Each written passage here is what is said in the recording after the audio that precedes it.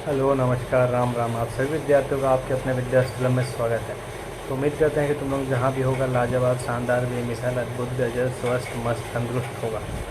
तो फिलहाल हम भी घर पे आए हुए हैं, इसलिए थोड़ा सा माहौल या बैकग्राउंड वगैरह अलग हो रहा होगा, कुछ अलग तरीके से दिख रहा होगा। तो आज के वीडियो में हम लोग करने वाले हैं क्लास 11th का फिजिक्स का एनसीईआरटी न्यूमेरिकल। तो पिछला जो अगर इसको देखा जाए तो पिछला हम लोग एग्जाम्पल न्यूमेरिकल्स किए थे फर्स्ट चैप्टर का। अब हम लोग शुरू करने वाले हैं एक्सरसाइज न्यूमेरिकल। तो एक वीडियो में ही हम पूरा कंप्लीट कर देंगे जितना हो पाएगा। इससे में अगर कुछ ऐसा क्वेश्चन होगा जो तुम लोगों को करना चाहिए तो तुम लोगों के हवाले वतन साथियों कर देंगे। तो फिलहाल शुरू करते हैं इसी को लेकर। पहला जो क्वेश्चन है अपना एनसीईआरटी का, तो पहला क्वेश्चन क्या कह रहा है वो देख लिया जाए। और हम बोले थे तुम लोगों को 2.1 और 2.2 ट्राई करना है। मतलब मेरे पास जो बुक है उसमें ये 2.1 है, लेकिन तुम लोगों के पास जो बुक होगा उसमें ये 1.1 होगा। तो चलो तुम लोगों के अकॉर्डिंग हम लिख देते हैं 1.1। तो इसमें जो पहला क्वेश्चन है वो है फिल इन द ब्लैंक्स। ठीक है, अब फिल इन द ब्लैंक्स में भी क्या है, the volume of cube of side 1 centimetre. मतलब अपने को निकालना है वॉल्यूम ऑफ क्यूब। तो वॉल्यूम ऑफ क्यूब निकालना है तो इसका वॉल्यूम ऑफ क्यूब का फॉर्मूला होता है एच का होल क्यूब। ठीक है, अब जो साइड दे रखा अपने को, साइड का वैल्यू दे रखा 1 सेंटीमीटर, लेकिन ये जो पूछ रहा है अपने को आंसर पूछ रहा है मीटर में, मीटर क्यूब में आंसर कितना होगा। तो सबसे पहले तो ये 1 सेंटीमीटर का हम लोग मीटर में चेंज कर दें तो कन्वर्ज़न आना चाहिए। तो कन्वर्ज़न क्या होता है, 1 मीटर में 100 सेंटीमीटर होता है। मतलब तुम लोगों को बेसिक तरीके से बता दे रहे, 1 मीटर में 100 सेंटीमीटर होता है। और अगर 1 सेंटीमीटर में बात करेंगे तो 1/100 मीटर हो जाएगा। ये होगा ना, मेरे यहाँ तो ये होता है कि 1 सेंटीमीटर में 1/100 मीटर। तो कुल मिला के हमको आंसर चाहिए मीटर क्यूब में, लेकिन यहाँ पे दे रखा सेंटीमीटर। अगर मान लो यहाँ पे हम लिख दें 1 सेंटीमीटर का होल के, अभी सेंटीमीटर का हम लोग किस में चेंज करेंगे, मीटर में। तो क्या लिखेंगे 1/100 मीटर, इसकी रेस करें 1/100 मीटर का होल क्यूब, ये हो जाएगा। अब इसको जब सॉल्व करेंगे तो क्यूब करने का मतलब जो ज़ीरो हो कितनी बार आ जाएगा, 6 बार। डबल ज़ीरो है, इसका क्यूब करेंगे तो जीरो कितनी बार आ जाएगा, 6 बार। तो 10⁻6 मीटर क्यूब हो जाएगा। और 10⁻6 को ऊपर ले जाएंगे तो लिखेंगे 10⁻⁻6 मीटर क्यूब। तो ये अपना जो होगा ये आंसर हो जाएगा। इसको घेरा लगा दें तो ये हो गया कन्वर्जन। बहुत टफ नहीं है लेकिन बेसिक चीज़ है, अगर आता होगा तो हो जाएगा, नहीं आता होगा तो थोड़ा थोड़ा दिक्कत होगा। इसके बाद हम लोग कर रहे हैं दूसरा क्वेश्चन। उम्मीद करते हैं ये समझ आएगा, और नहीं आएगा तो एक बार खुद से ट्राई करना है। बी नंबर क्या रहा, the surface area of solid cylinder, जिसका रेडियस दे रखा अपने को, सीधा हम बी लिखते हैं। रेडियस दे रखा अपने को 2 सेंटीमीटर। देखो सबसे पहले अगर न्यूमेरिकल या कोई क्वेश्चन सॉल्व करना है तो ये पता कर लो कि उसमें क्या क्या दे रखा है। तो ये अगर पता चल रहा है तो आधा गेम वहाँ ख़त्म। उसके बाद दूसरा देखना है कि क्या फार्मूला अप्लाई कर सकते हैं, आधा गेम वहाँ ख़त्म हो जाएगा। बाकी तीसरा गेम रहेगा सॉल्व करने में, जितना सॉल्व करना आता है वो आंसर हो जाएगा। अब इसी को देखेंगे तो रेडियस दे रखा है 2 सेंटीमीटर, हाइट अपने को दे रखा है 10 सेंटीमीटर, और पूछा है surface area. Surface area of cylinder क्या हो जाएगा, ये क्वेश्चन है। अगर हम इसका सॉल्यूशन करने जाएंगे तो सॉल्यूशन में क्या लिखेंगे, तो वाइट को दिखाएंगे तो ब्लैक लिख लेते हैं। तो इसका सॉल्यूशन, तो सरफेस एरिया, सबसे पहले सरफेस एरिया ऑफ सिलेंडर का फार्मूला लिख देते हैं। सरफेस एरिया ऑफ सिलेंडर क्या फार्मूला होता है, तो 2πr ब्रैकेट में r+h। ये क्लास 9-10 का चीज़ है, 2πr ब्रैकेट में r+h।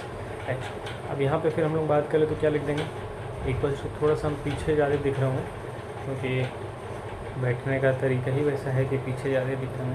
तो हमको नहीं देखना है, तुम लोगों को जो कंटेंट दिख रहा है उसको देखना है। हम तो वैसे भी हैंडसम है ये हैं, हमको देखे क्या करेगा।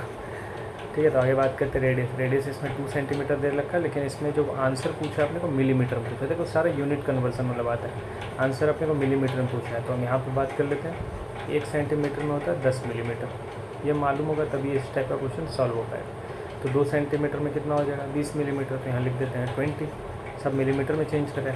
रेडियस हो गया फिर से 20, हाइट कितना है 10 सेंटीमीटर। अभी बात की 1 सेंटीमीटर में 10 मिलीमीटर, तो 10 सेंटीमीटर में 100 मिलीमीटर, ये हो गया 100। तो कुल मिला के आ जाएगा 2 इंटू उसको लिख देते हैं 3.14, ये हो जाएगा 20, ये हो जाएगा 120। अब इसको सॉल्व करना तुम लोगों की जिम्मेदारी हो जाएगा, तुम लोग सॉल्व करो, आंसर पा जाओ। वैसे हम थोड़ा सा एक तरीका बताते हैं, तो ये हो जाएगा। जब हम क्या लिख रहे हैं यहाँ पे 2 इंटू 314 इंटू 2 इंटू 12, ये कैसे है, ये जादू समझ आया। तो ये जादू ऐसे हुआ है कि थोड़ा सा पेन दूसरा ले लेते हैं ताकि बता पाएँ। अपने को यहाँ पे डेसिमल के बाद 2 डिजिट दिख रहा है और यहाँ पे 2 जीरो दिख रहा है। तो डेसिमल और जीरो का कुछ ऐसा रिश्ता होता है कि दोनों एक दूसरे को ख़त्म कर देता है। तो डेसिमल के बाद 2 डिजिट है तो उतना जीरो ख़त्म हो जाएगा। तो यहाँ डेसिमल के बाद 2 डिजिट था तो उतना जीरो ख़त्म हो गया। तो केवल अपने पास बचा 2, 314, 2 और 12। अब इसको मल्टीप्लाई कर लेना, अपने पास आंसर आ जाएगा। तो मल्टीप्लाई तुम लोग को आते ही वो करके देख लेना एक बार। तब तक हम लोग चलते हैं तीसरे क्वेश्चन पे।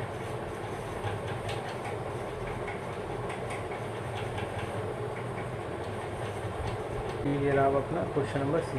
कह रहा vehicle moving with speed of 18 kilometre per hour, 18 kilometre per hour के स्पीड से मूव कर रहा है, इसको मीटर पर सेकंड में चेंज करना। तो ये तो डायरेक्ट कर लेना चाहिए तुम लोगों को, ठीक है, क्योंकि ये बहुत जगह इस्तेमाल भी हुआ होगा, इससे पहले भी जीवन में आया होगा ये, और अभी आगे भी आएगा कई जगह का। तो जब कभी भी किलोमीटर पर आवर को मीटर पर सेकंड में चेंज करना होता है तो हम लोग डायरेक्ट मल्टीप्लाई कर सकते हैं 5/18 का। तो जब कभी भी मीटर पर सेकंड में चेंज करना होगा तो किलोमीटर पर आवर वाले क्वांटिटी में डायरेक्ट हम लोग अगर मल्टीप्लाई कर देंगे 5/18 का, तो ये किस में चेंज हो जाता है, मीटर पर सेकंड में। तो कुल मिला के ये जो 18 किलोमीटर पर आवर है, इसमें अगर हम मल्टीप्लाई कर देंगे 5/18 का, तो ये किस में चेंज हो जाएगा, मीटर पर सेकंड में। तो अपने जो आंसर आ जाएगा वो आ जाएगा 5 मीटर पर सेकंड। तो ये डायरेक्ट याद रखना पड़ेगा, ये याद रखना। वैसे ये आता कैसे है उसका भी एक कारण है कि आता कैसे है, उसको कन्वर्जन करके आता है। जैसे किलोमीटर को मीटर में चेंज करते हैं तो किलोमीटर मीटर का रिलेशन होता है 1000 वाला, आवर सेकंड का रिलेशन होता है 3600 वाला। तो इन दोनों से ही सॉल्व करके ये आता है 5/18।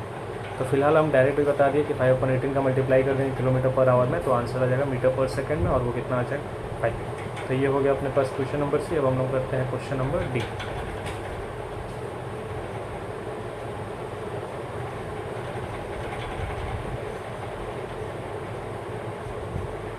तो अब आएगा अपने पास पहला का D number, the relative density of lead is ना। तो जब कभी रिलेटिव डेंसिटी दे रखा है 11.3, ये जो चीज़ है वो ग्राम में ही दे रखा है। मतलब अगर हमको पूछेगा डेंसिटी, देखो इसमें पूछा है डेंसिटी 2 यूनिट में, एक पूछा है ग्राम पर सेंटीमीटर क्यूब में, एक पूछा है केजी पर मीटर क्यूब में। तो ये तुम लोगों को ही करना है, ये हम बस बता दे रहे हैं कि कैसे क्या कर सकते हैं। तो जो रिलेटिव डेंसिटी दे रखा है, अगर हमको ग्राम पर सेंटीमीटर क्यूब में पूछेगा तो हम डायरेक्ट वही आंसर लिख सकते हैं। तो इसका आंसर हो जाएगा 11.3। मतलब अगर 11.3 ग्राम पर सेंटीमीटर क्यूब है, ये अपना आंसर हो गया रिलेटिव डेंसिटी का। लेकिन इसी को अगर कन्वर्ट करना है केजी पर मीटर क्यूब में, तो इसको चेंज करना पड़ेगा। जैसे ये क्या है अपने पास है 11.3 ग्राम अपन में 1 सेंटीमीटर क्यूब, ये है।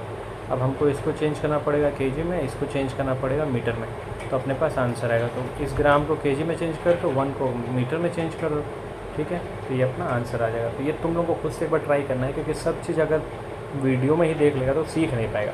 अपने से भी ट्राई करना है, कुछ 1-2 क्वेश्चन हम छोड़ देंगे, तो खुद से ट्राई करना। उम्मीद करेंगे तुम लोग ट्राई करेगा, केवल स्किप नहीं करेगा, ठीक है। तो हम लोग चलते हैं अगले क्वेश्चन पे। वो क्वेश्चन होगा अपने पास 2 पॉइंट, मतलब मेरे पास बार 2 पॉइंट हो रहा है, लेकिन है 1.2 का। तो अगला क्वेश्चन है अपने पास 1.2 वाला। वो क्या कह रहा है कि fill in the blanks by suitable conversion of unit.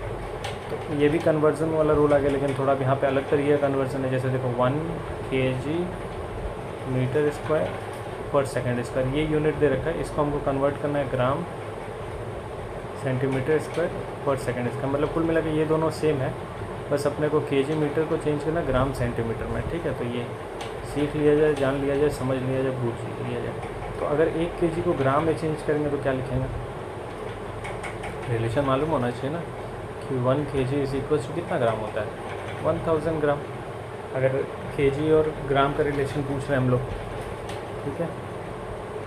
और फिर अगर पूछ लें कि 1 मीटर में कितना सेंटीमीटर, तो 1 मीटर में 100 सेंटीमीटर होता है। ये एक रिलेशन हो गया, और सेकंड ही है। तो कुल मिलाकर अगर हम बात करने जाएंगे केजी को अगर ग्राम में चेंज करें, तो केजी को अगर ग्राम में चेंज कर रहे हैं तो क्या लिखेंगे 1000 ग्राम, ठीक है। मीटर ये 1 है, यहाँ कुछ नहीं तो हम क्या मानेंगे 1 मीटर स्क्वायर। तो 1 मीटर स्क्वायर को अगर 100 सेंटीमीटर, 1 मीटर में 100 सेंटीमीटर है, तो 1 मीटर स्क्वायर में कितना हो जाएगा, मतलब ये 2 बार होना चाहिए मीटर स्क्वायर। तो यहाँ पर 4 सेंटीमीटर, ठीक है। मतलब अगर मीटर को 2 बार ले रहे हैं तो ये पार्टी भी 2 बार लेना पड़ेगा। मतलब 100 को 2 बार लेंगे तो 10 कितनी बार हो जाएगा, टोटल 4 बार। तो मतलब अगर मीटर स्क्वायर को अगर हमको सेंटीमीटर स्क्वायर में चेंज करना है तो वो हो जाएगा 10 टू द पावर 4। तो ये हो गया 10 to the power 4 centimetre square, और साथ में इसको कॉपी पेस्ट कर देंगे। अब टोटल देखेंगे तो यहाँ 3 जीरो है, यहाँ 4 जीरो, तो टोटल अपने पास हो जाएगा 10 टू द पावर 7 ग्राम पर centimetre square, gram centimetre square per second square. तो ये अपने पास कन्वर्जन आ गया किसका, 1 kg metre square per second square का gram centimetre square per second square में।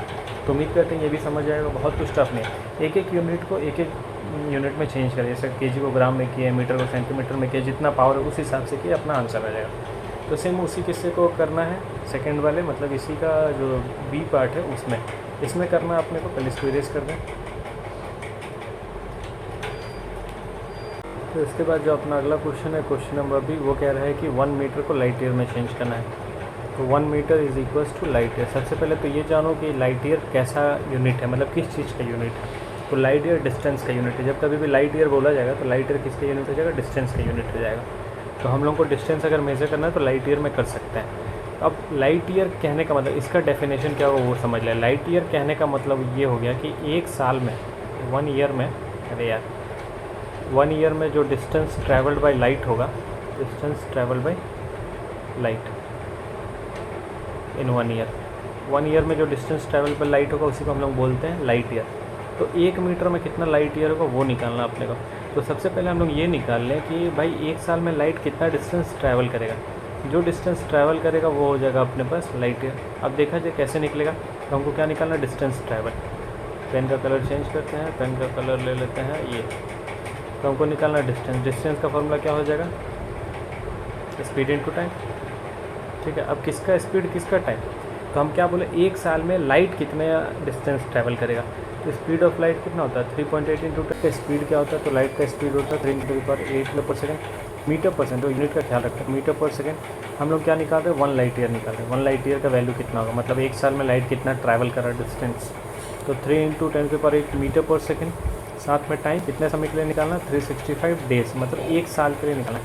लेकिन ये जो यूनिट है ये तो इसमें और ये सेकंड में, तो कुल मिलाकर हमको इसको किस में कन्वर्ट करना पड़ेगा, सेकंड में कन्वर्ट करना पड़ेगा।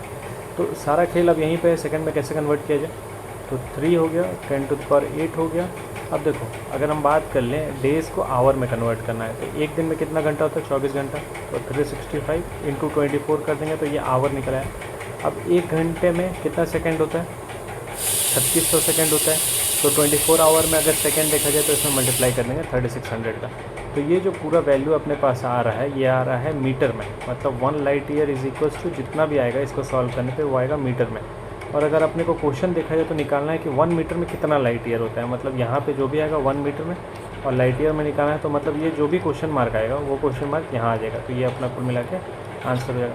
तो सॉल्व करना तो तुम लोगों का जिम्मेदारी है, सॉल्व तुम लोग करेगा तभी सीख पाएगा। ठीक है, बाकी वैसे तो वीडियो देख ही रहा है तुम लोग, लेकिन सीखना है तो सॉल्व करना पड़ेगा। तब हम लोग चलते हैं अगले क्वेश्चन पे।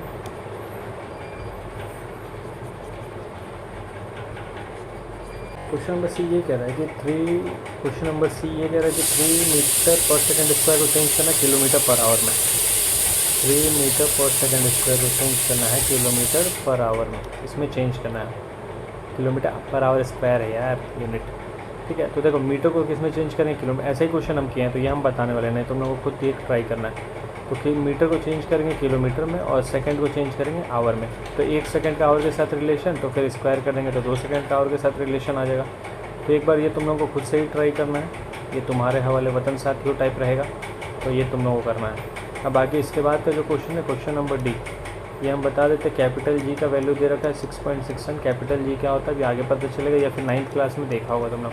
10⁻11 अरे 10⁻−11 न्यूटन पर मीटर स्क्वायर पर kg स्क्वायर, ये दे रखा है। तो रेज हो जा रहा है, अच्छा बटन दब जा रहा है क्या, पर kg स्क्वायर ये दे रखा है। इसको चेंज करना अपने को सेंटीमीटर क्यूब पर सेकंड स्क्वायर पर ग्राम में। तो सबसे पहले देखो यूनिट हम यहाँ पे देखेंगे, ये कांस्टेंट वैल्यू है। न्यूटन मतलब क्या हो गया, न्यूटन मतलब हो गया, न्यूटन कहाँ इस्तेमाल करते हैं, फोर्स में। तो फोर्स का यूनिट हो गया न्यूटन। अगर फोर्स का एक और यूनिट देखेंगे तो क्या हो जाएगा, केजी मीटर पर सेकंड स्क्वायर। कुल मिलाकर अगर इसको हम लिखना चाहें तो क्या लिखेंगे, देखो 6.67 × 10⁻−11 न्यूटन के जगह पे हम लिखेंगे यूनिट केजी मीटर पर सेकंड। न्यूटन ऐसा यूनिट है, हम लोग इसको लिख रहे हैं फंडामेंटल यूनिट में। तो केजी मीटर पर सेकंड स्क्वायर, साथ में क्या अपने पास मीटर स्क्वायर, साथ में अपने पास केजी पर स्क्वायर। अब इस पूरे यूनिट को अगर सॉल्व कर ले तो जो मिलेगा अपने पास 6.67 × 10⁻−11, ये है केजी, ये है केजी पर स्क्वायर। तो इन दोनों को सॉल्व करने पे आएगा केजी -1, मीटर मीटर स्क्वायर तो आएगा मीटर क्यूब, फिर सेकंड तो सेकंड ही आ जाएगा। अब देखो इसको तुम लोग आसानी से कंपेयर कर सकते हैं, metre cube centimetre cube, second square, KG per gram. तो अब तो कन्वर्ट हो जाएगा, मतलब केजी को किस में चेंज करना है, ग्राम में चेंज करना है। मीटर क्यूब को किस में चेंज करना है, सेंटीमीटर क्यूब में करना है। सेकंड को किस में करना है, किसी में नहीं करना क्योंकि वही यूनिट है। तो अब ये तुम लोग एक बार खुद से ट्राई करेगा, तो ट्राई ज़रूर करना। देखो हम जो भी क्वेश्चन छोड़ रहे हैं इसका मतलब ये नहीं कि वो हमको नहीं आता है, हम इसलिए छोड़ रहे हैं ताकि तुम लोग उसको ट्राई करो और सीख सको, ठीक है। ज़्यादा हम यहाँ पे टाइम वेस्ट नहीं करना चाहते, जो जो अच्छा क्वेश्चन है वो करके आगे बढ़ते हैं, बाकी तुम लोग ट्राई करेगा तो खुद ही सीखेगा। अब इसका जो सेकंड क्वेश्चन है वो डिस्कस कर, मतलब यही था सेकंड, अब थर्ड क्वेश्चन डिस्कस कर लेते हैं।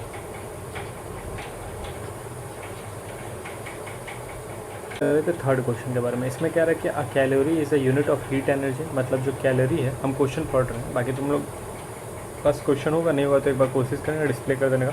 तो कह रहा है कि कैलोरी जो है यूनिट है हीट एनर्जी का, और उसका वैल्यू है वो होता है 1 calorie is equals to 4.2 joule, ये कह रहा है, ठीक। आगे कह रहा है कि 1 जूल जो है, मतलब इसको अगर हम लिखना चाहें, जूल ऐसा ही हो गया, इसको फंडामेंटल में लिखना चाहेंगे तो क्या लिखेंगे, KG metre square per second square. देखो क्वेश्चन पढ़ के धीरे धीरे समझ आना चाहिए क्या दे रखा है, हम बार बार यही कह रहे हैं। कह रहा था कि कैलोरी जो है हीट एनर्जी का यूनिट है, अब कैलोरी को रिलेट किया जाएगा तो 4.2 जूल लिख सकते हैं। आप फिर आगे कह रहा है कि जो 1 जूल है उसको हम KG metre square per second square लिख सकें। अब कह रहा है कि suppose we employ a system of unit in which the unit of mass, मतलब अब कह रहा है कि इसको हमको कन्वर्ट करना है एक दूसरे यूनिट में, जहाँ पे मास को हम रिप्रेजेंट करेंगे अल्फ़ा से, फिर लेंथ को रिप्रेजेंट करेंगे बीटा से, लेंथ रिप्रेजेंट होगा बीटा से, और जो टाइम रिप्रेजेंट होगा वो होगा गामा से, ये होगा। अब कह रहे हैं कि so that calorie has a magnitude, मतलब जो यूनिट कन्वर्जन के बाद, मतलब ये यूनिट है, इस यूनिट को हमको इसमें कन्वर्ट करना है, मास के लिए अल्फ़ा लेना है, लेंथ के लिए बीटा लेना है, और टाइम के लिए गामा लेना है। तो जो नया यूनिट आएगा वो अपने पास आ जाएगा 4.2 अल्फ़ा -1 बीटा स्क्वायर पर स्क्वायर और गामा स्क्वायर, ये आएगा। अब देखो जब कभी भी कन्वर्जन ऑफ यूनिट आएगा, मतलब पूरा एक चीज़ को दूसरे में कन्वर्ट करना है, तो अभी तक जो हम लोग देखे डायरेक्ट कन्वर्ट कर रहे थे, क्योंकि मान लो केजी दे रखा था, ग्राम में चेंज करना था, मीटर दे रखा था, सेंटीमीटर में चेंज करना था, सेकंड था, आवर, मतलब ऐसा था जिसको हम लोग जानते थे। लेकिन यहाँ तो हम लोग जानते ही नहीं, केजी को अल्फ़ा में चेंज करना है, मीटर को बीटा में चेंज करना है, सेकेंड को गामा में चेंज करना है। तो जो सेकेंड कन्वर्जन दे रखा है अल्फ़ा बीटा गामा, उसको तो हम लोग सही से जानते ही नहीं। तो जब कभी भी ऐसा केस आ जाएगा तो हम लोग इस्तेमाल करेंगे डायमेंशन का। डायमेंशन का एक एप्लीकेशन है कन्वर्जन ऑफ यूनिट, ठीक है। हम लोग देखे थे, डिस्कस किए थे, अगर याद हो तुम लोगों को, तो डायमेंशन की मदद से हम लोग फार्मूला का करेक्टनेस चेक कर सकते हैं, डायमेंशन की मदद से हम लोग फार्मूला डिराइव कर सकते हैं। तो डायमेंशन का एक और इस्तेमाल है कि हम लोग यूनिट कन्वर्जन कर सकते हैं। तो वो यूनिट कन्वर्जन कैसे होता है, क्या होता है, उसके लिए एक फार्मूला होता है, वो हम लिख देते हैं, जो आसान हो जाएगा। इसको साफ करते हैं उसके लिए की मदद से। वो होता है अपने पास गिवन यूनिट अपॉन में न्यू यूनिट, मतलब अगर हमको नया यूनिट कन्वर्जन करना है तो हम लोग ऊपर लिखेंगे गिवन यूनिट जो दे रखा है, और जिसमें करना है वो न्यू यूनिट नीचे हो जाएगा। तो इसको हम रिप्रेजेंट कर दे रहे एम, लेकिन ये हो जाएगा M1, और इसको बोल देते हैं M2। और पावर में, क्योंकि पावर भी तो लगा रहता है, तो पावर में हम यहाँ बोल देते हैं x, ठीक है। वैसे लेंथ के लिए L1 L2, ये हो जाएगा y। वैसे ही टाइम के लिए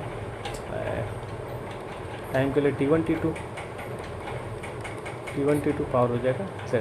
ये कुछ हो गया given unit new unit. Given unit के लिए मास लेंथ टाइम ले लिए, क्योंकि यही तीन चीज़ डिस्कस करना अपने को।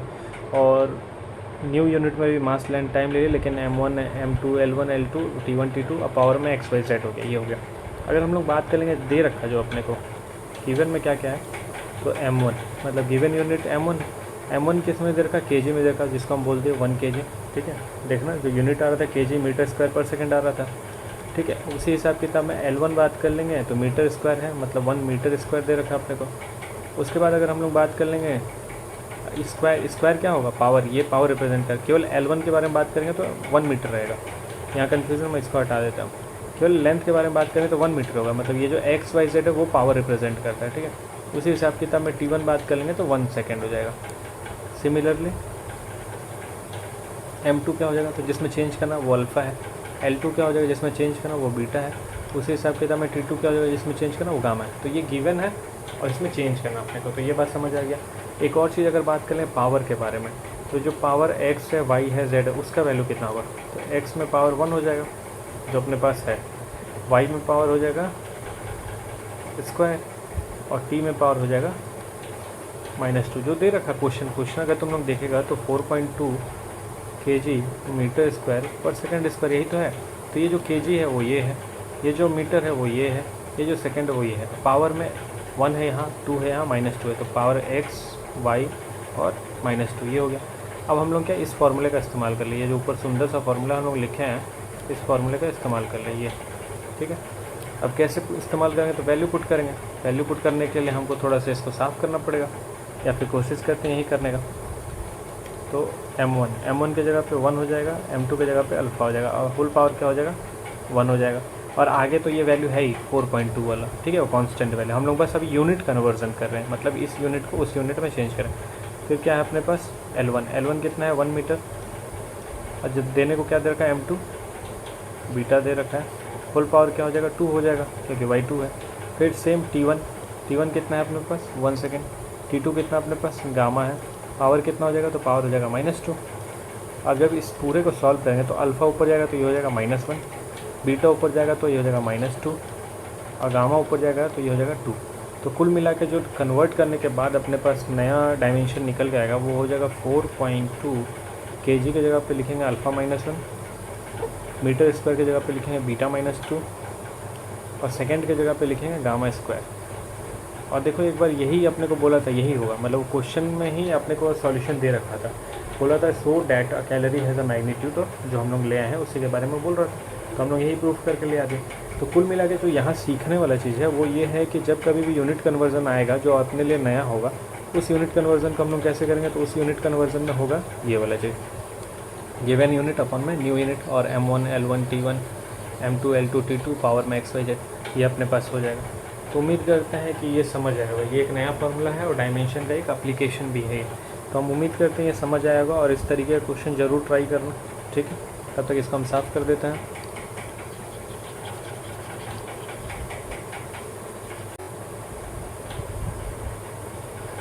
अब हम लोग बात कर लेते हैं क्वेश्चन नंबर 4 के बारे में। तो क्वेश्चन नंबर 4 क्या है, एक्सप्लेन द स्टेटमेंट क्लियरली। हम उम्मीद करते हैं अभी तक 3 क्वेश्चन समझ आया होगा, और तीनों क्वेश्चन बहुत कुछ खास था नहीं, तो तुम लोग ट्राई करेगा तो ज़रूर खुद से भी कर सकता है। बाकी जो बताना है वो हम बता ही दे रहे हैं। तो अब हम लोग बात करें क्वेश्चन नंबर 4। इसमें कह रहा है explain this statement clearly, to call a dimensional quantity large और स्मॉल इज़ मीनिंगलेस विदाउट। हाँ, तो ये बात करें कि अगर किसी चीज़ को हमको बड़ा या छोटा बताना है तो साथ में किसी से कंपेयर भी तो करना पड़ेगा। जैसे ये बताना, मान लो अगर हम कंपेयर करें कि कोई लड़की हमसे बहुत प्यार करती है, ऐसा तो संभव है नहीं, कोई करता नहीं हमसे, लेकिन हम एक बात करें कोई लड़की हमसे बहुत प्यार करती है, लेकिन उसका प्यार का कंपैरिजन हम किससे करेंगे। अगर हम अपनी माता जी को सामने खड़ा कर दें, हम बोल दें कि ये लड़की हम मेरे माता जी से ज़्यादा प्यार करती है, तो ये बात सही गलत तब हम बोल सकते हैं, ये बात सही होगा चाहे गलत होगा, मेरे लिए तो हिसाब से गलत ही होगा। लेकिन अगर हम बोल दें कि ये लड़की हमसे बहुत ज़्यादा प्यार करती है, हमारी माता जी हमसे कम प्यार करती है, तो कंपैरिजन हो गया ना। या फिर हम ऐसा बोल दें कि इस लड़की का प्यार मेरे माता जी के प्यार के सामने कुछ नहीं है, ये भी एक कंपैरिजन हो गया। तो किसी चीज़ को अगर हमको बड़ा या छोटा बताना है तो साथ में कुछ होना चाहिए ना जिससे हम कंपेयर कर सकें। अकेला किसी चीज़ को बड़ा छोटा थोड़ी बोल देंगे। अभी हम ही बोल दें हम ब्रह्मास्मि, भाई किससे कंपेयर कर रहे हैं, ब्रह्मा जिससे कंपेयर कर रहे हैं, तब हम अपने आप को बोल देते हैं बात तो एकदम गलत है, ठीक है। जो सर्वोपरि है वो सर्वोपरि है। तो बात यहाँ पे ये है कि किसी चीज़ को बड़ा या छोटा बताना है तो किसी से कंपेयर करना होगा। तो वहाँ पे इस क्वेश्चन में यही बोल रहा है कि अपने नज़र से ये चीज़ को बड़ा छोटा बताना है किसी से कंपेयर करते हुए। अब जैसे पहला स्टेटमेंट ये बोला हुआ है, मतलब ये बोला है, ये करेक्ट मानना है हमको इसको, और इसको कंपेयर करना है किसी चीज़ से। कह रहा है कि एटम्स आर वेरी स्मॉल। तो अगर एटम्स के बारे में बात कर रहा है कि एटम्स आर वेरी स्मॉल, तो एटम वैसे स्मॉल तो होता ही है, लेकिन फिर डिपेंड करता है हम कंपेयर कैसे कर रहे हैं। जैसे मान लो इसी एटम को अगर हम कंपेयर कर दें इलेक्ट्रॉन से, तब क्या होगा, क्योंकि अगर हम लोग बात कर ले एटम के अंदर होता है इलेक्ट्रॉन प्रोटॉन न्यूट्रॉन, तो एटम के अंदर जब होता है इलेक्ट्रॉन प्रोटॉन न्यूट्रॉन, मतलब कोई एक घर, उस घर के अंदर अगर परिवार है और हम बोल दें कि ये परिवार घर से बड़ा है, तो फिर कैसे संभव होगा, ये बात ही गलत हो जाएगा। तो यहाँ बात हो रहा है कि हम कंपेयर किससे करें। यहाँ पे स्टेटमेंट बोला है कि एटम आर वेरी स्मॉल, हमको स्टेटमेंट को सही मानना है और एक कंपैरिजन वैल्यू देना है किससे हम इसको कंपेयर करके स्मॉल बोल सकते हैं। तो अगर मान लो हम एटम को कंपेयर कर रहे हैं एक रूम से, तब वो सही बात है, बहुत छोटा होगा। एटम को अगर हम कंपेयर करें किसी एक बॉल से, फुटबॉल से मान लो कंपेयर कर लें, फुटबॉल ही लिख देते हैं। अब इसमें लिखना क्या है, सॉल्यूशन, ये बात को हम ट्रू माने और इसका हम सॉल्यूशन प्रोवाइड कर रहे हैं। तो यहाँ पे क्या लिख देंगे, इन कंपैरिजन विथ, मतलब ये बात सही है, लेकिन ये किससे कंपेयर करें, तो इन कंपैरिजन विथ फुटबॉल। तो atom are very small in comparison with football. तो जो दिया हुआ स्टेटमेंट उसको हमको सही मानना है और उसको हमको किसी एक चीज़ से कंपेयर करना है। अब ज़रूरी नहीं है कि तुम लोग भी यही लिखो, हम जैसा अभी बताएं कि हम उसको रूम से कंपेयर कर सकते हैं, हम उसको तुम्हारे दिल से कंपेयर कर सकते हैं, हम उसको अगले के दिल से कंपेयर कर सकते हैं। जैसे मान लो कोई लड़की हो, हम बोल दे कि भाई एटम्स आर वेरी स्मॉल, अब इसको हमको कंपेयर करना है, तो मान लो हम किसी लड़की के दिल से कंपेयर कर ले, तो उस केस में ये स्टेटमेंट गलत होगा, क्योंकि लड़की का दिल ज़्यादा छोटा होता है एज़ कम्पेयर टू एटम। ठीक है, ये सब मजाक की बात है, ज़्यादा सीरियस नहीं लेना है। तो वही मैटर करता है कंपेयर किससे कर रहे हैं। वो स्त्री है, वो कुछ भी कर सकती है। ठीक है, अब हम लोग चलते हैं बी नंबर पे। ये उम्मीद करते समझ आया होगा। बी नंबर क्या कह रहा है, तो बी नंबर कुछ तो कह रहा है, सुन लिया जाए क्या कह रहा है। कह रहा है कि a jet plane move with great speed, मतलब हमको इसको सही मानना है कि जो जेट प्लेन है वो बहुत तेज़ी से चल रहा है, मूव विथ ग्रेट स्पीड, इसको हम सही मान लिया। अब इसको हमको किसी से कंपेयर करना है जिसके रिगार्डिंग ये सही हो जाए। तो अगर जेट प्लेन को हम कंपेयर कर लें अपने साइकिल से, नया साइकिल अभी हम खरीदे हैं, उस नए साइकिल से अगर हम कंपेयर कर लें जेट प्लेन का स्पीड, तो ये बात तो एकदम सही है। तो यहाँ पे भी क्या लिख देंगे, अब फिर से हम बोल रहे हैं, जो हम बोल रहे हैं वही आंसर है, ऐसा ज़रूर नहीं है। तुम लोग कंपेयर कर लो उसको बाइक से, तुम लोग उसको कंपेयर कर लो ट्रेन, हाँ ट्रेन से भी कर सकते हैं, कोई बहुत बड़ा चीज़ नहीं है। तो मतलब तुम लोग उसको कंपेयर कर लो वॉकिंग स्पीड से।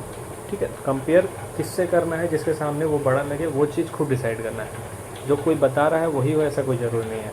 तो यहाँ पे क्या बात कर लेंगे, इन कंपैरिजन विथ, पहले तो पेन का कलर चेंज कर लेते हैं, ये ले लेते हैं, इन comparison with speed of bicycle.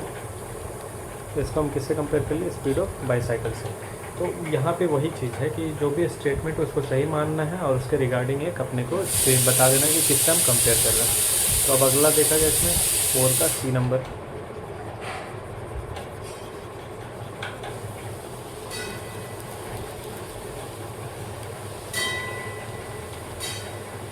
Four का सी कह रहा था mass of Jupiter is very large. तो अब देखो जुपिटर का मास बोल रहा, अब जुपिटर का मास हम अपने मास से कंपेयर कर लें तो उसका कंडीशन में जुपिटर का मास लार्ज हो ही जाएगा।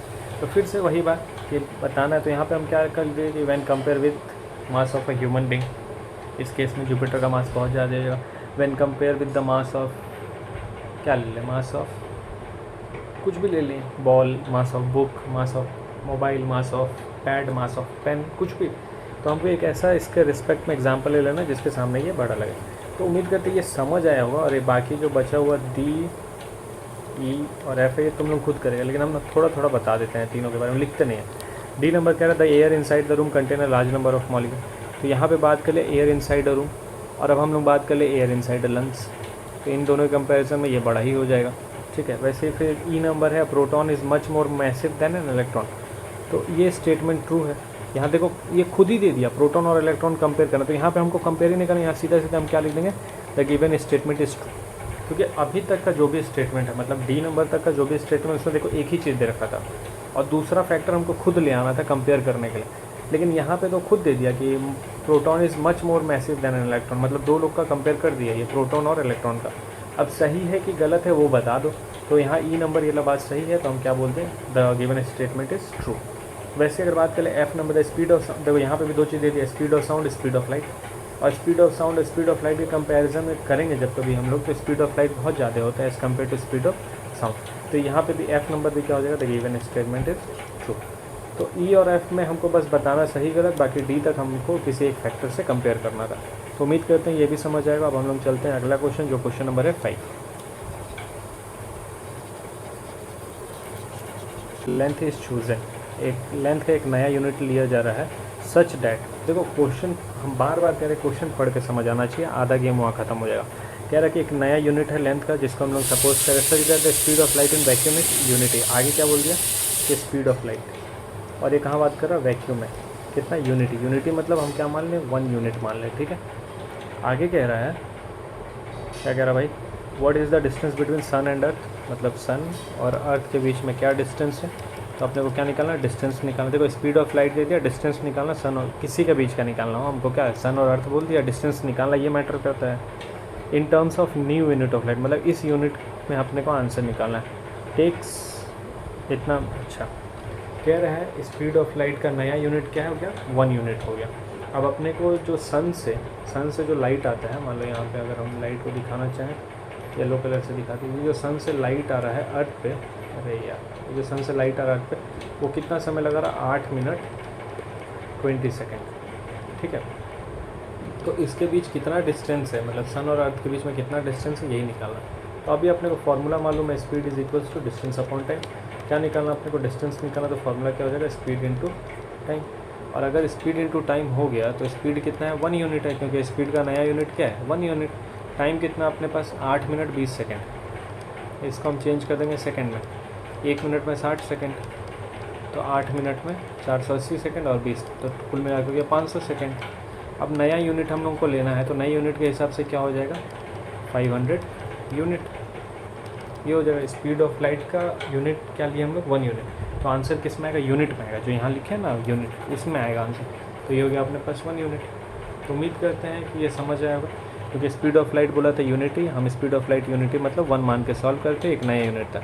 तो यहाँ जो स्पीड डिस्टेंस आ जाएगा सन और अर्थ के बीच में कितना आ जाएगा, 500 यूनिट। कब आ जाएगा, जब स्पीड ऑफ लाइट को यूनिटी माना जाएगा और टाइम इतना लग रहा होगा। तो ये भी आ ही गया होगा, बच्चों वाला क्वेश्चन था ये। अब चलते हैं अगले क्वेश्चन पे।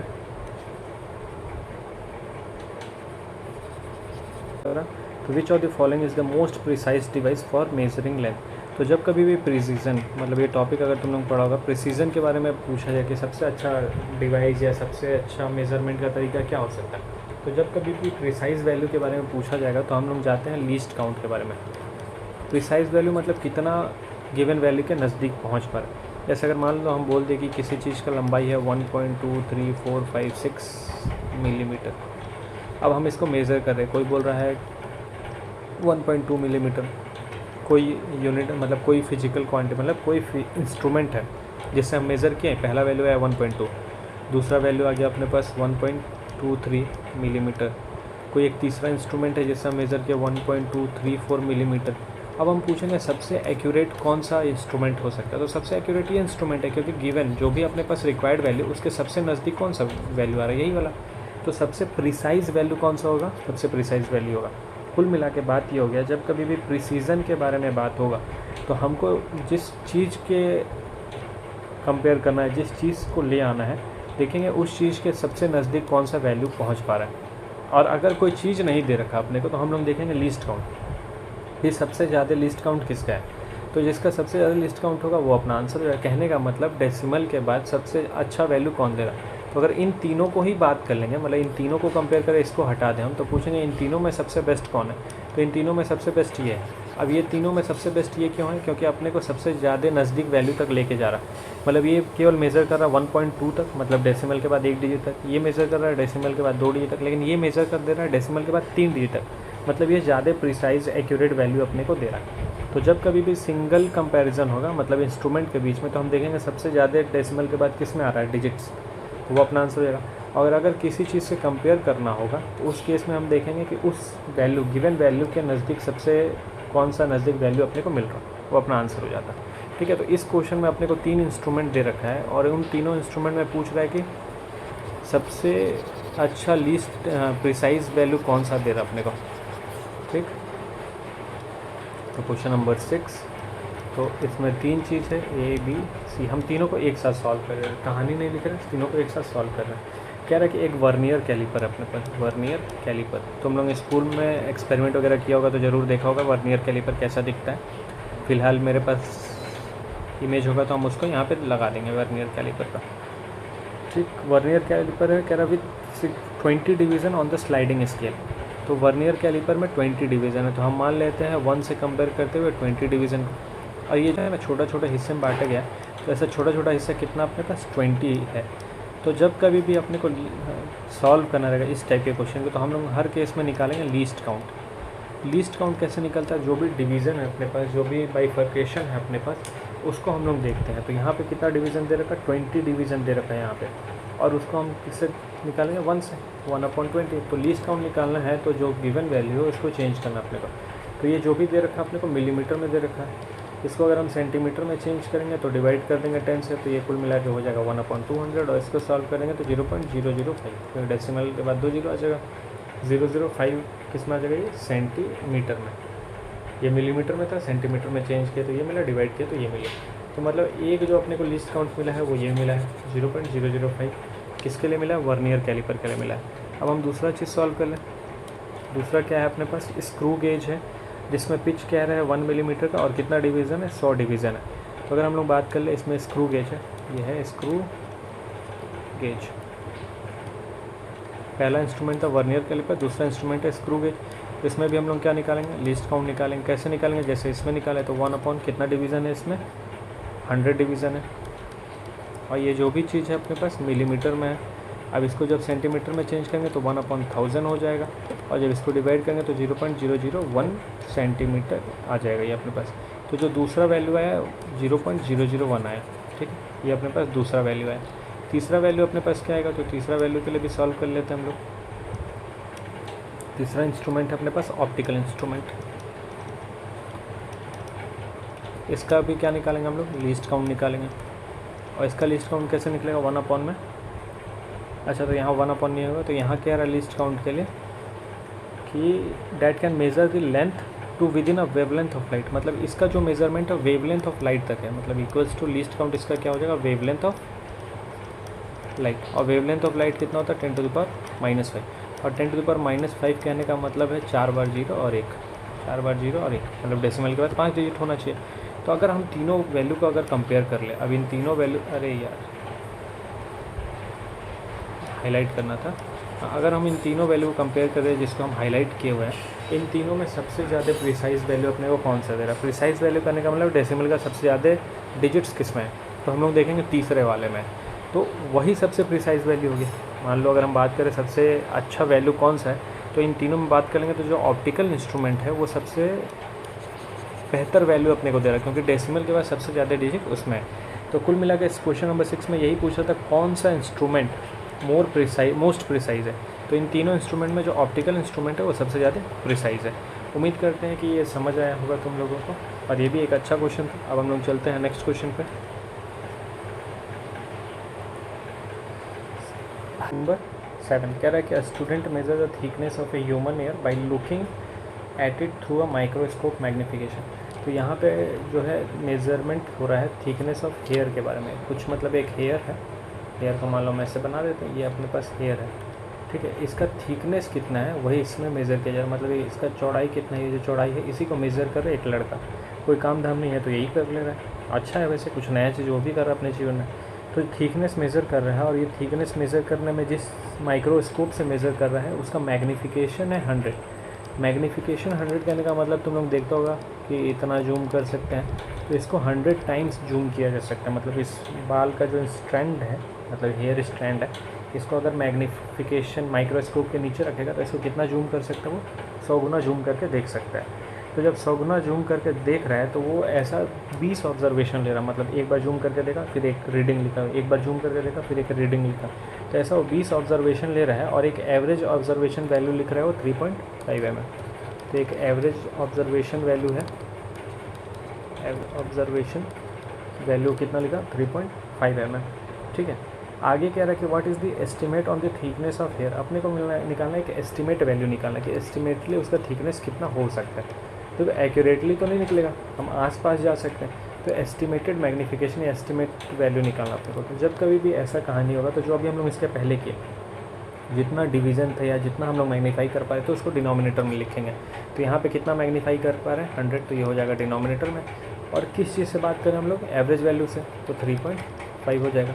अब यहाँ पर जैसे वहाँ कुछ नहीं था तो 1 ले रहे थे हम लोग, याद होगा अगर तुम लोगों को पिछले क्वेश्चन में, तो कुछ नहीं दे रखा था तो ऊपर न्यूमरेटर में हम लोग 1 ले रहे थे, डिनोमिनेटर में जितना डिवीज़न था, बाइफर्केशन था, उसको ले रहे थे। तो यहाँ मैग्नीफिकेशन से है तो डिनोमिनेटर में 100 हो जाएगा और न्यूमरेटर में हो जाएगा 3.5। अब इन दोनों को जब डिवाइड करेंगे तो अपने पास आ जाएगा 0.035, और किस में का, मिलीमीटर में। तो ये एक अपने पास एस्टिमेटेड वैल्यू हो गया बाल के थिकनेस का। मतलब उस लड़के द्वारा अगर एस्टिमेटेड वैल्यू निकाला जाएगा तो इसका थिकनेस इतना आ जाएगा। उम्मीद करते हैं ये वाला भी क्वेश्चन समझ आया होगा, बहुत टफ नहीं था। अब हम लोग चलते हैं अगले क्वेश्चन पे।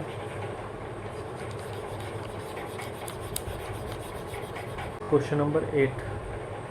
अच्छा, क्वेश्चन नंबर 8 जो है ना वो कम्प्लीटली प्रैक्टिकल बेस्ड क्वेश्चन है, ठीक है। अगर देखेंगे हम, मेरे पास अगर कुछ वीडियोस होगा प्रैक्टिकल वीडियोस, उसको हम डाल देंगे क्वेश्चन नंबर 8 में, और अगर नहीं होगा तो इसको फिर स्किप करेंगे, क्योंकि इसको प्रैक्टिकली अगर समझाया जाए तो ज़्यादा बेहतर। ये सॉल्व करने वाला क्वेश्चन नहीं है, प्रैक्टिकली अगर समझाया जाएगा तो ज़्यादा बेहतर है। वैसे फिर चलते हैं, देखते हैं, वीडियो तो पड़ जाएगा, नहीं होगा तो फिर इसको स्किप करके क्वेश्चन नंबर 9 ही करना पड़ेगा। क्या करेंगे, क्वेश्चन नंबर 9 करते हैं। फिर कह रहा है कि the photographer house occupy an area of 1.75 centimetre square on a 35 millimetre slide. अच्छा, तो एक फ़ोटोग्राफ है, देखो क्वेश्चन समझ आना चाहिए। क्वेश्चन ये कह रहा है कि एक फ़ोटोग्राफ है, तो photograph of a house occupy an area of 1.75 centimetre square. तो जो फोटोग्राफ है किसी घर पे, उसका जो एरिया है वो कितना है 1.75 सेंटीमीटर, और उसका जो स्लाइड है, मतलब स्लाइड मतलब जो कैसे हम बताएं यार, फ़ोटो फ्रेम होगा तो दिखा देंगे इसको भी हम लोग। स्लाइड कितना है इसका दे रखा है 35 मिलीमीटर का स्लाइड दे रखा है। पूरा एरिया जो कवर कर रहा है 1.75, जो स्लाइड मतलब जो साइड में लगा रहता है उसको हम लोग बात करें 35 मिलीमीटर। दोनों को मैग्नीफाई करके कहीं पे प्रोजेक्ट किया जाता है। जैसे मान लो अगर हम लोग चश्मा पहनते हैं और कोई चीज़ छोटा है तो उसको मैग्नीफाई करके बड़ा देखते हैं हम लोग, तो वही कहानी यहाँ पे भी हो रहा है कि जो फ़ोटो है और जो स्लाइड है उन दोनों को मैग्नीफाई करके देखा जाता है। स्लाइड 0.75, लेकिन जब मैग्नीफाई किया गया, प्रोजेक्ट किया गया स्क्रीन पे, तो वो आ गया 1.55, लेकिन ये मीटर स्क्वायर में था और ये सेंटीमीटर स्क्वायर में था। ठीक है, वैसे ही पूछ रहा है कि लीनियर मैग्नीफिकेशन क्या हो जाएगा प्रोजेक्टर स्क्रीन अरेंजमेंट का। मतलब ये थोड़ा आउट ऑफ टॉपिक क्वेश्चन है, मतलब मैग्नीफिकेशन तुम लोग इसमें सही से पढ़ा नहीं होगा इस वाले चैप्टर में, लेकिन ये आ गया है, तो जब आ गया है तो एक बार डिस्कस करना ही पड़ेगा। तो जब कभी भी हम लोग लीनियर मैग्नीफिकेशन के बारे में बात कर रहे हैं, इसको हम ML से बात कर रहे हैं, तो इसका फार्मूला होता है अंडर रूट में एरियल मैग्नीफिकेशन, इसका फार्मूला होता है। अब ये तुम लोगों का आया ही नहीं होगा, इस चैप्टर में आया ही नहीं होगा, तो जब इस चैप्टर में आया ही नहीं है तो फिर पढ़ेगा कैसे, थोड़ा दिक्कत होना ही है। तो जब कभी भी हम लोग लीनियर मैग्नीफिकेशन के बारे में बात करना होगा, मतलब वैसे इस टाइप का क्वेश्चन तो आना नहीं है, जब कभी भी लीनियर मैग्नीफिकेशन के बारे में बात करना होगा तो हम लोग को क्या निकालना होगा, एरियल मैग्नीफिकेशन निकालना होगा। अब लीनियर मैग्नीफिकेशन का फार्मूला तो देख लिया, अंडर रूट में एरियल मैग्नीफिकेशन, लेकिन एरियल मैग्नीफिकेशन का फार्मूला क्या हो जाएगा, तो कहीं ना कहीं जो गिवन वैल्यू है उसी में से आएगा।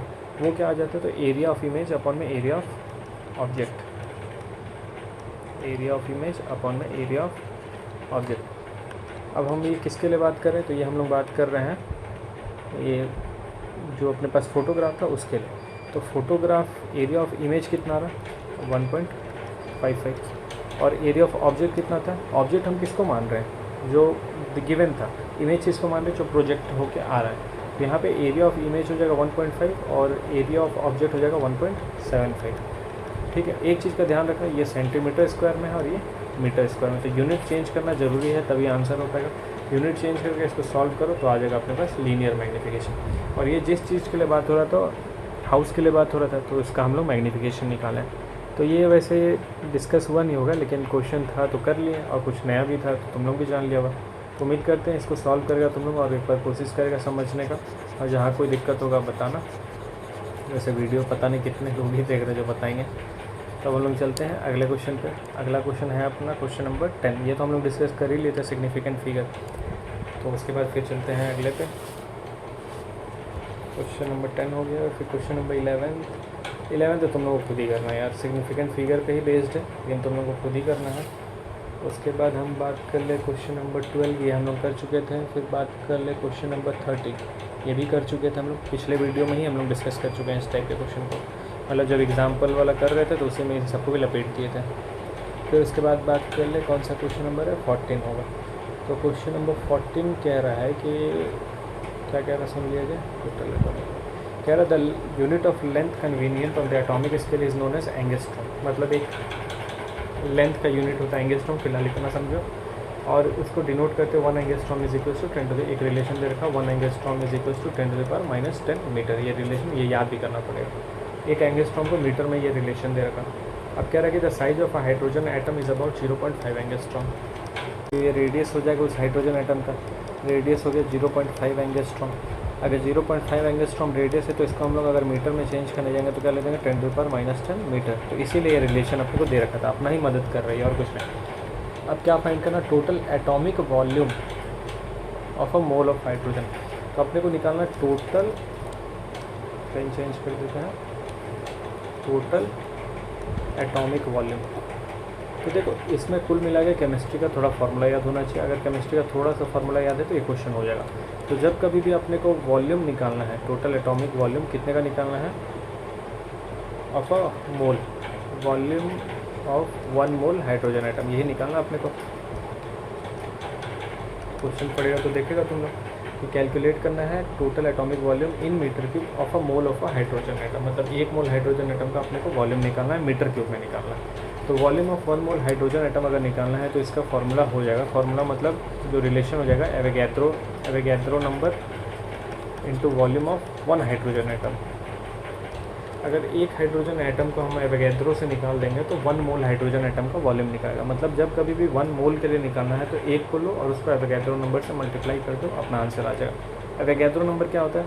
तो 6.23 into 10 to the power 23 into volume of 1 hydrogen atom. तो हाइड्रोजन का शेप क्या हो जाएगा? तो हाइड्रोजन स्फेयर शेप में रहेगा, और अगर स्फेयर का वॉल्यूम बात करें तो क्या हो जाएगा? 4/3 पाई आर क्यूब। आर कितना अपने पास? आर है 0.5, यही है आर, इंटू 10 टू पावर -10, और ये हो गया क्यूब। तो कुल मिला के अब इसको जब सॉल्व करेंगे तो अपने पास आंसर निकल के आ जाएगा। वो आंसर कौन निकालेगा? वो आंसर तुम लोग निकालेंगे, विशाल तुम लोगों को करना है। मेरा काम है बस ये कॉन्सेप्ट बताना कि कैसे कौन सा फार्मूला लग रहा है, क्या सोच सकते हैं। तो यहाँ पे हम क्या बताएं, जब कभी भी 1 मोल हाइड्रोजन एटम का वॉल्यूम निकालना है तो हम लोग क्या करेंगे, 1 हाइड्रोजन एटम का वॉल्यूम को एवोगैड्रो नंबर से मल्टीप्लाई करेंगे तो 1 मोल का निकल आएगा। तो उम्मीद करते हैं ये क्वेश्चन समझ आएगा, और इसी से रिलेट करता हुआ अगला क्वेश्चन भी है। तो अगर ये सॉल्व कर लेगा तुम लोग तभी अगला क्वेश्चन भी सॉल्व हो पाएगा। तो फिलहाल इसको हम यहाँ ऊपर वाला हिस्सा साफ़ करते हैं, और जो अगला क्वेश्चन है उसको हम इससे रिलेट करने का कोशिश करेंगे। अब कैसे करेंगे तो देखो, क्योंकि हम क्वेश्चन देखें इसलिए हमको मालूम है, तुम लोग क्वेश्चन नहीं देखा होगा, लेकिन जब देख लेगा तो पता चल जाएगा इसी से रिलेट करेगा वो। तो अब इसको थोड़ा सा पेन का कलर चेंज, और देखते हैं क्वेश्चन नंबर कौन सा हो जाएगा अपने पास। क्वेश्चन नंबर 14 था ना ये। अब हो जाएगा अपने पास क्वेश्चन नंबर 15। ये तो 14 डिस्कस किया। 15 नंबर क्या कह रहा है? 1 mole of an ideal gas at standard temperature and pressure occupy. तो 1 मोल जो है, 1 मोल कितना ऑक्यूपाई कर रहा है? 22.4 लीटर ऑक्यूपाई कर रहा है। 1 मोल आइडियल गैस का वो कितना ऑक्यूपाई कर रहा है? 22.4 लीटर। कुल मिला के ये जो अपने को दे रखा हो, क्या दे रखा? Molar volume. देखो ब्रैकेट में लिखा भी है सुंदर से, ये क्या है अपने पास? मोलर वॉल्यूम दे रखा अपने को। अब पूछ रहा है कि ratio of molar volume to atomic volume. क्या सिंपल पूछ लिया, क्या निकालना अपने को? Molar volume to atomic volume का रेशियो निकालना है। तो जो अभी हम लोग ये नीचे सॉल्व किए हैं ना, ये जो नीचे निकाले हैं, ये जो निकाले हैं यही है एटॉमिक वॉल्यूम। ठीक है, इस पूरी चीज़ को हम लोग बोलेंगे एटॉमिक वॉल्यूम। तो इस केस में अपने को क्या निकालना? रेशियो निकालना है। Why is the ratio so large. तो सॉल्व करने के बाद ही पता चलेगा क्यों लार्ज है। तो अब देख लो मोलर वॉल्यूम कितना दे रखा है। अगर हम लोग बात कर लें, पेन चेंज करते हैं, पेन चेंज। मोलर वॉल्यूम है 22.4 लीटर, और लीटर को मीटर क्यूब में चेंज करेंगे तो 10 टू द पावर -3 से मीटर में मल्टीप्लाई करना पड़ेगा, 10 to the power -3 metre cube. तो ये मीटर में चेंज हो गया। एटॉमिक वॉल्यूम ये जो अभी हम लोग लिखे थे 6.23 into 10 to the power 23 into 4/3 22/7 0.5 into 10 to the power -10 का होल क्यूब। तो इस पूरे को जब सॉल्व करेंगे तो अपने पास रेशियो निकल के आ जाएगा, जो रेशियो इस क्वेश्चन में पूछ रहा है। तो हम तो क्वेश्चन पढ़े थे तो हमको पहले ही पता था कि इसका रिलेशन है, मतलब 14-15 का आपस में रिलेशन है। तो यहाँ पे एटॉमिक वॉल्यूम जो हम लोग निकाले थे वो एटॉमिक वॉल्यूम था, मोलर वॉल्यूम दे रखा था, दोनों का रेशियो पूछ रहा था। अब ये तुम लोगों को सॉल्व करना है आगे, क्योंकि सॉल्व तुम लोग करेगा ना, क्योंकि तुम लोगों का एग्ज़ाम है। मेरा तो हो गया, हम पास वास कर चुके हैं, अच्छा नंबर आया था, घर वाले खुश थे, तुम लोग अपना देख लेना। ठीक है, तो ये रेस करते हैं। अब देखते हैं अगला क्वेश्चन डिस्कस करते हैं।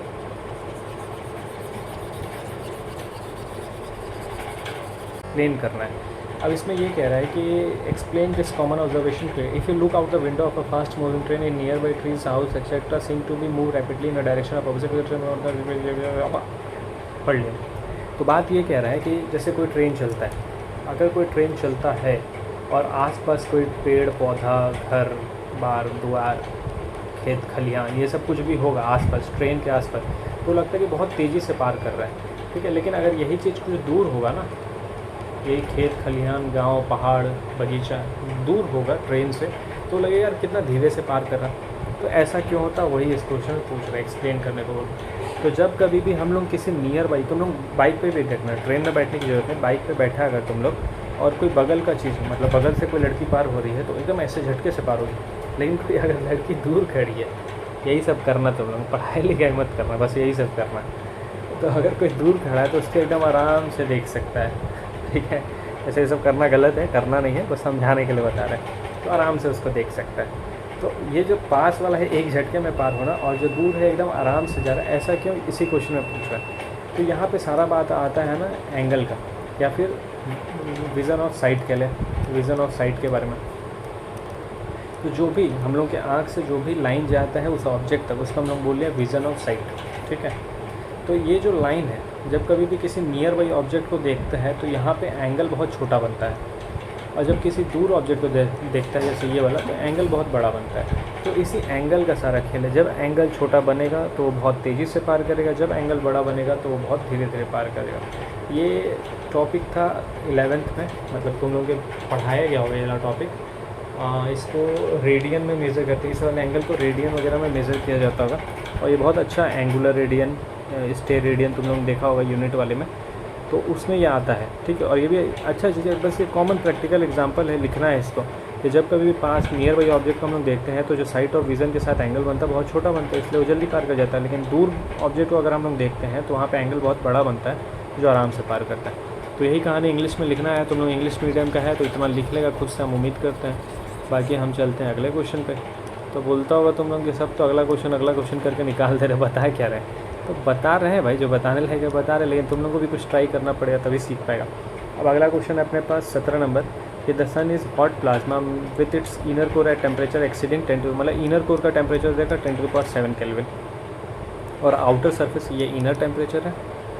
और अगर आउटर टेम्परेचर के बारे में बात कर लें, आउटर टेम्परेचर है अपने पास 6000 केल्विन, ये है आउटर टेम्परेचर।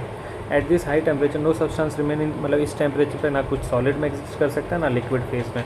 तो कह रहा है कि in what range do you expect the mass density of sun to be. तो क्या निकालना, मास डेंसिटी ऑफ सन क्या होगा। यार इतना बड़ा भारी भरकम क्वेश्चन पूछ रहा है केवल डेंसिटी। तो डेंसिटी का फॉर्मूला क्या है अपने पास, सिंपल डेंसिटी का फॉर्मूला होता है अपने पास मास अपन में वॉल्यूम, ठीक है। तो अगर हमको डेंसिटी निकालना है तो मास अपन में वॉल्यूम। मास किसका लेंगे, ज़्यादा चलते तो मास किसका लेंगे, मास ऑफ सन, क्योंकि सन के बारे में बात करें, वॉल्यूम ऑफ सन क्योंकि सन के बारे में बात करें। तो मास ऑफ सन कितना दे रखा अपने को 2 × 10⁻30 kg दे रखा। ध्यान रखना अब इसको ग्राम में चेंज करना होगा। और साथ में रेडियस ऑफ सन दे रखा है। तो वॉल्यूम निकालना, वॉल्यूम का फॉर्मूला क्या हो जाएगा 4/3 πr³ क्योंकि स्क्वायर शेप में होता है। और आर अपने को दे रखा है 7 × 10⁸ और ये हो जाएगा पावर 3 क्योंकि πr³। अब इसको सॉल्व करना, सॉल्व कौन करेगा, तुम लोग को मालूम ही होगा सॉल्व कौन करेगा, सॉल्व करना तुम लोगों का जिम्मेदारी है। इसको सॉल्व करना, जो आंसर निकल के आएगा वही अपना रिक्वायर्ड डेंसिटी हो जाएगा। तो उम्मीद करते हैं कि जितना भी क्वेश्चन हम लोग डिस्कस किए होंगे वो समझ आया होगा। कुछ क्वेश्चन हम बोले तुम लोग खुद से करना, उसके पीछे भी कारण है, ऐसा नहीं वो क्वेश्चन हमको नहीं आता है, लेकिन हम चाहते हैं कि तुम लोग का फालतू यहाँ टाइम वेस्ट ना हो। तुम लोग सीखने आ रहा है, देखने समझने आ रहा है, तो एक खुद समझो वीडियो को, सीखने के लिए खुद से प्रैक्टिस करना पड़ेगा। अब हम हाथ पकड़े कराएंगे नहीं, तुम लोग खुद ही करना पड़ेगा। अब खुद से करने के लिए डिसिप्लिन अंदर खुद लेके के अंदर ले आना होगा, तभी हो पाएगा। नहीं तो बाकी घर वाले खिला रहे हैं, आज भी कल भी खिला देंगे, उसमें कोई बड़ी बात है नहीं। तो ठीक है, फिर हम लोग मिलते हैं नेक्स्ट वीडियो में। और ये वाला चैप्टर अपना कंप्लीट हो गया NCERT के अकॉर्डिंग। एक्सरसाइज भी डिस्कस कर लिए और एग्जाम्पल भी डिस्कस कर लिए। अब जो नेक्स्ट वीडियो होगा उसमें सेकेंड चैप्टर का हम लोग एग्जाम्पल डिस्कस करेंगे और फिर आगे फर्दर जो भी होगा उस तरीके से देखा जाएगा। तो उम्मीद करते हैं वीडियो तुम लोगों को समझ आएगा, पसंद आएगा। तो ठीक है, फिर मिलते हैं हम लोग। अपना ख्याल रखो, तब तक राम राम।